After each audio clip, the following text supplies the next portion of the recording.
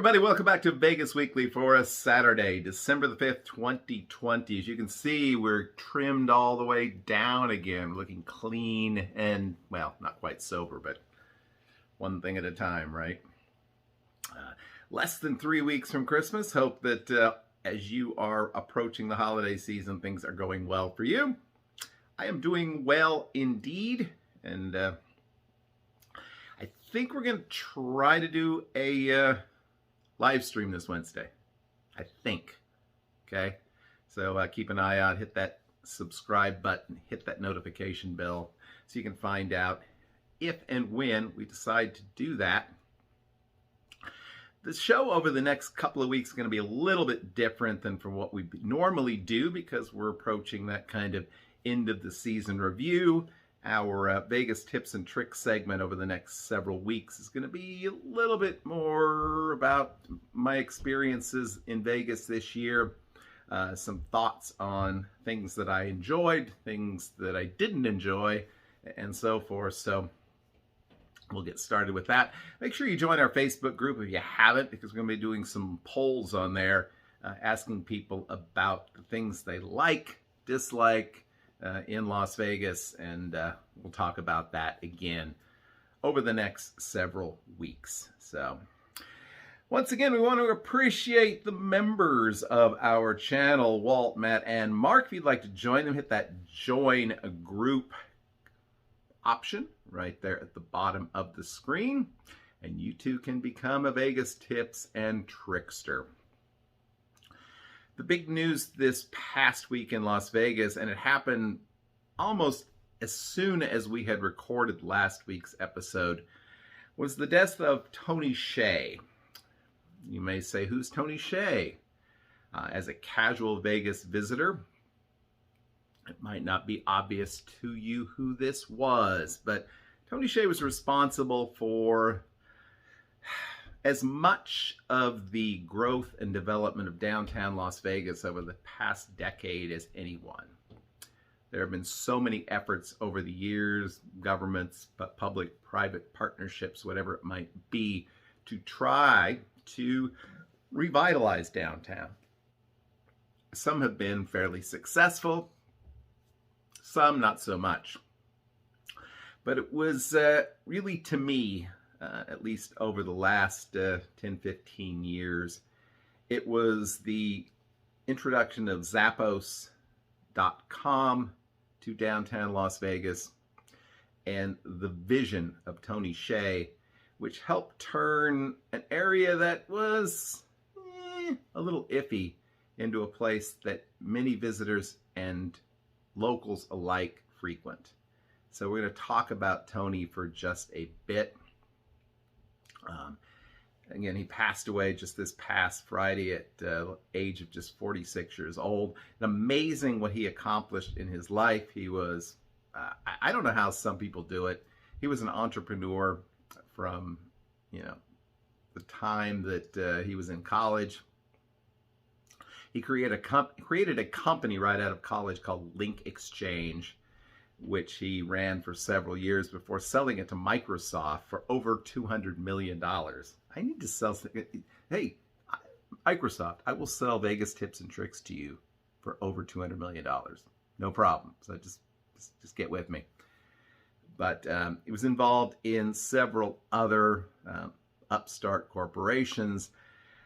But it was really his connection to Zappos.com, an online shoe sales operation, which sounds a bit odd, which brought him to Las Vegas and created an environment that was in many ways very much unique. The company moved to Las Vegas in 2009, around the same time that it was sold to Amazon.com. Again, Tony was able to pocket a good deal of cash in that transaction and would continue to run the company until he exited as CEO just about a year ago. We could talk about Zappos all we want. It's such a unique corporate culture. Most all of us who have worked in the corporate world in any form over the years. We've experienced the sort of hierarchy, the sort of top-down control, and that was not Tony's philosophy by any means. It was one that empowered individuals.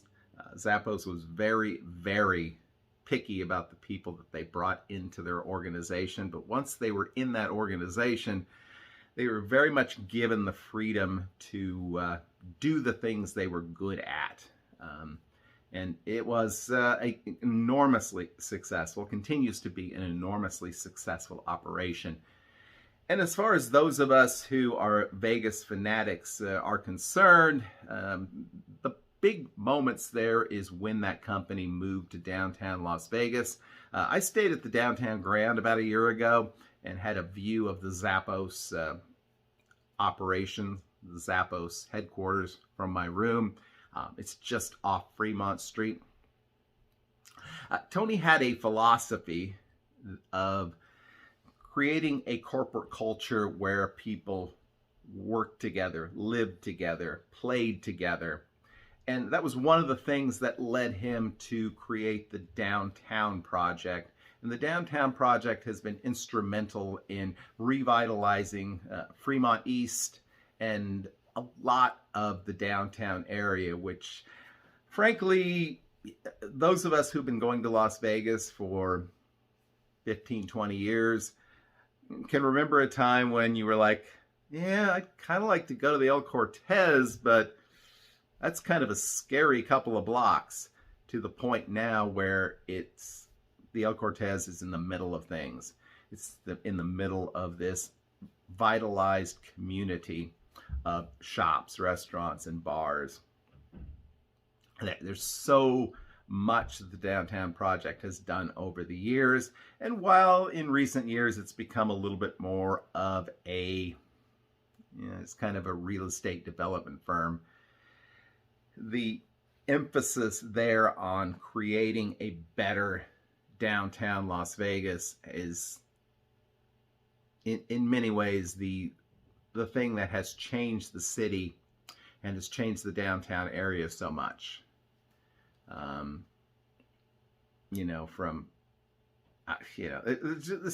don't want to get into all the details because there's too many details, but it's very sad that we lost Tony Hsieh, because he had such a positive impact on Las Vegas and the people that he worked with and things of that nature. And you can go online.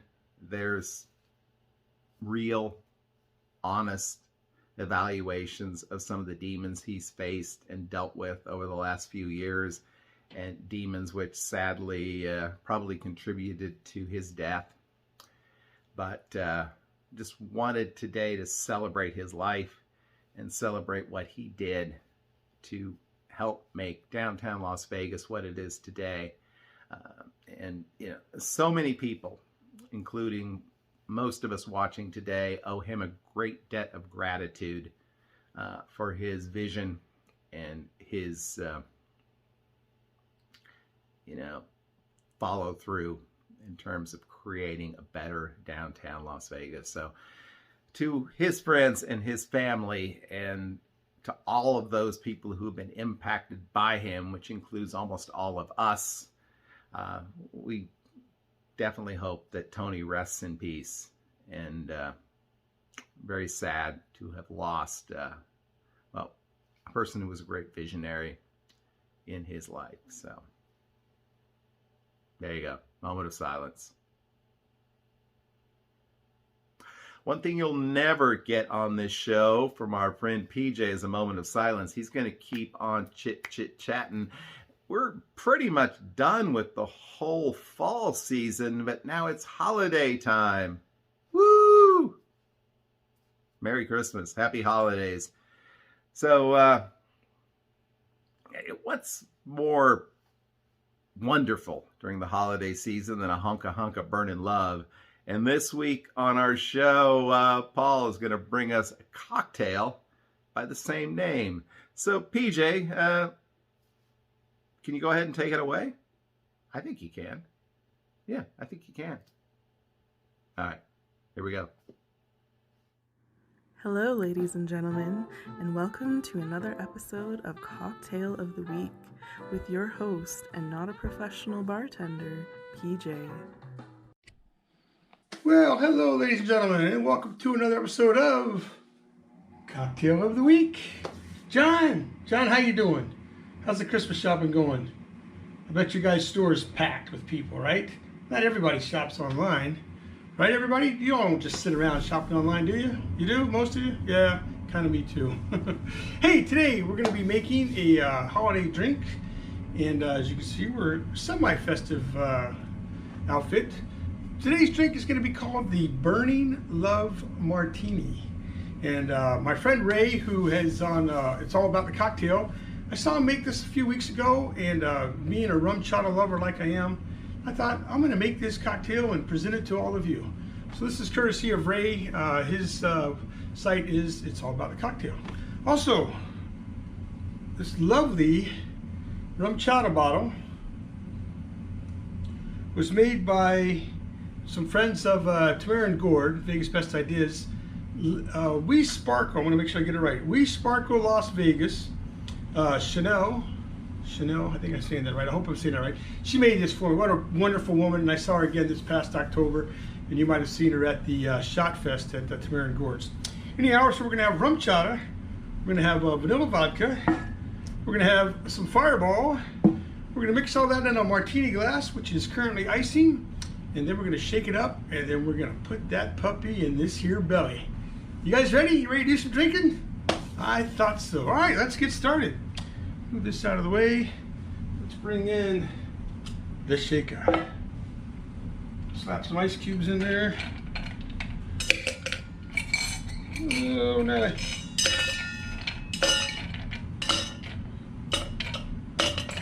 This going. That looks like that'll work pretty good. Okay, first thing we're going to do is 2 ounces of rum chata. And yes, this is a huge bottle. Just let you know kind of up close. It's got sparkly glitter with excellent artwork. If you guys know, watch my slot channel, you know I love the game I Dream a Genie. And she put Genie's eyes on there. I was not expecting that when I got my bottle. All right. Let's move this out of the way. 2 ounces of rum chata. 1 ounce Fireball whiskey. 1 ounce of Fireball whiskey. I have not made this drink yet, man. I can tell you, ladies and gentlemen, I'm already looking forward to drinking this. And last but not least, 1 ounce of vanilla vodka. I am following his recipe to the letter. It might be a little more than 1 ounce, but that's all right. That's all right. We're not driving anywhere. All right, let's clean this mess up a little bit.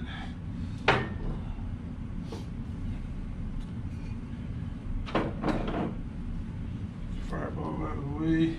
You see the glitter does kind of shed a little off of that bottle, but it's all good. All right, let's do some shaking. So, back to the holiday shopping. How's everybody's shopping going? Leave a comment down below. Let me and John know what's going on. Speaking of holidays, anybody done that 3-shot challenge yet? One more shake. I haven't seen any videos. What's wrong with everybody? Alrighty. And I got little bits and pieces of that everywhere. Alright. Oops. Dump this out. And ladies and gentlemen, I present to you the Burning Love Martini.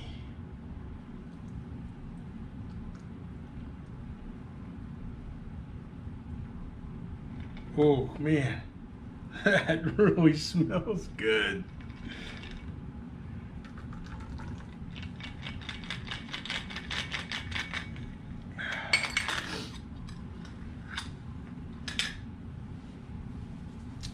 All right, ladies and gentlemen. John, the best part of the show is about to come up.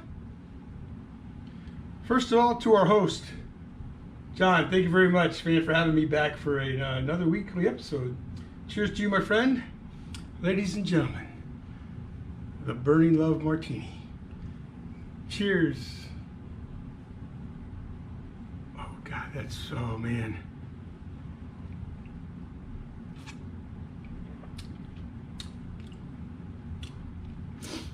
Oh, baby.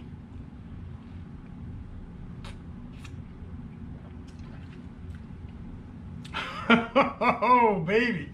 Oh, baby. Ladies and gentlemen, right after this show, I want you to head down to your liquor store. I want you to get some rum chata. I want you to get some Fireball whiskey. I want you to get some vanilla vodka. Go back home, make you one of these drinks. You are going to thank me. You're going to thank my friend Ray. You're going to thank John. You're going to invite your neighbors. It is that good. This is really, really good. Oh, man.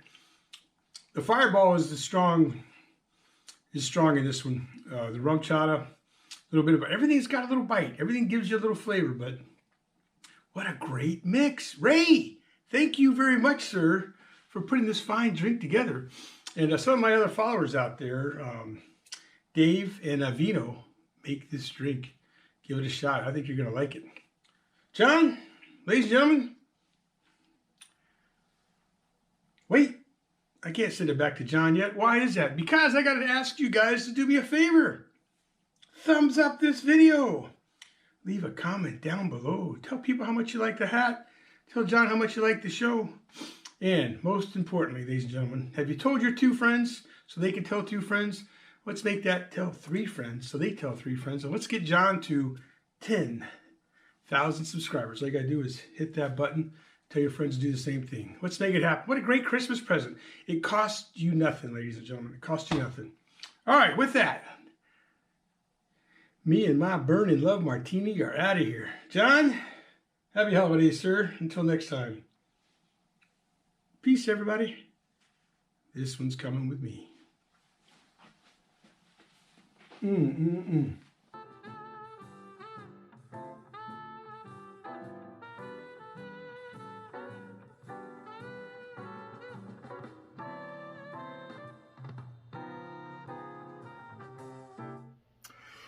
All right, PJ, Paul, my good friend, thank you once again for contributing these weekly segments to the show. If you would like to have a weekly Vegas tips and tricks, Vegas weekly contribution to our show, want to do the cocktail of the week, just hit me up at the email address right below you. That's JRSwift at Vegas Tips and Tricks Tot. Just hit me up at the link at VegasTipsandTricks.com.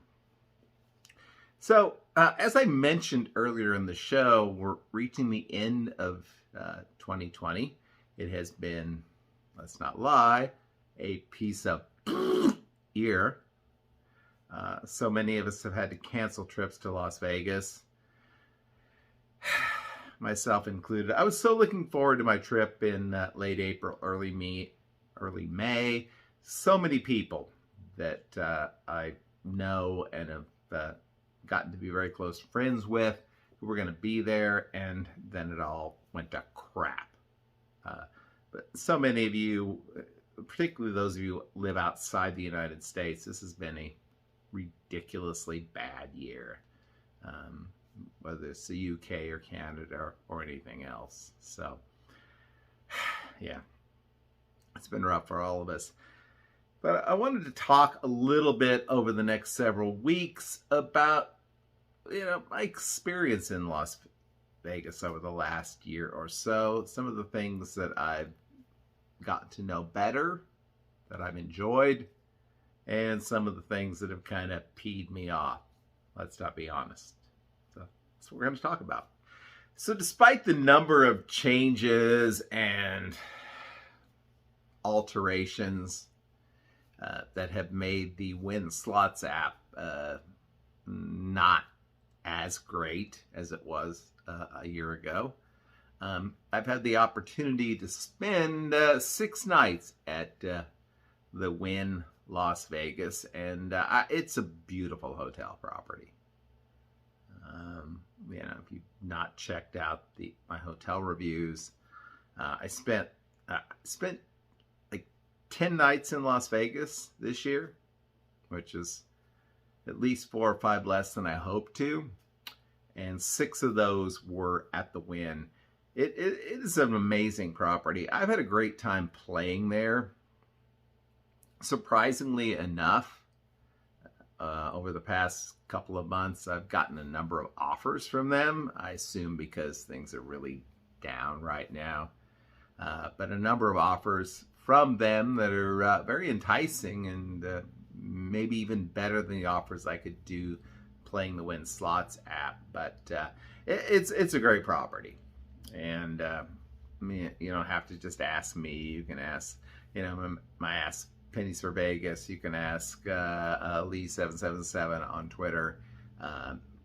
People that have stayed there a number of times. It is a place without a lot of reasonably priced food, but you can wander across the street to the Fashion Show Mall or the Palazzo and find some decent values there. But the rooms are just, you can't really argue with it. Some great places. If you're playing the app and you choose to actually book rooms on the app, it's not that hard to get an upgrade to a corner room or a panorama room. So if that's important to you, it's definitely something you can do pretty easily. This past year I have not spent one night in any of the Caesars properties. I'm not a Diamond member anymore, so that was one of the reasons that I decided to check out some of the other properties, because even the most basic hotel rooms, it may say free, but you're still down $45-50 once you pay the resort fee. So compared to the last several years where I have spent anywhere from 4 to 12 nights at Caesars properties, I didn't do that this year. I did have an opportunity as a result of that, stay at a number of properties that I had not stayed at before. I did spend one night at Wynn back in 2019, but this year I spent 3 there at 2020. The only thing I would say about Wynn that I'm not keen on is it's hard to find a reasonably priced place to eat at the Wynn. So as I mentioned just like a minute or two ago, maybe check out the Fashion Show Mall or Palazzo if you're looking for someplace a little bit less elite to work at. But I really have enjoyed the casino at the Wynn. Generally, the drink service there is good, and I enjoy spending time there. It's not most of the time super busy, and I'm okay with that.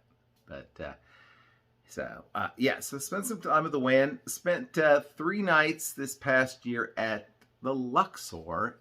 I'm sure I'm probably going to go ahead and pull out my Luxor 1-bedroom suite room review at some point, maybe in the next week or two, and show you my suite at the Luxor. I really enjoyed hanging out there. I was surprised, honestly, because the last time I was at the Luxor,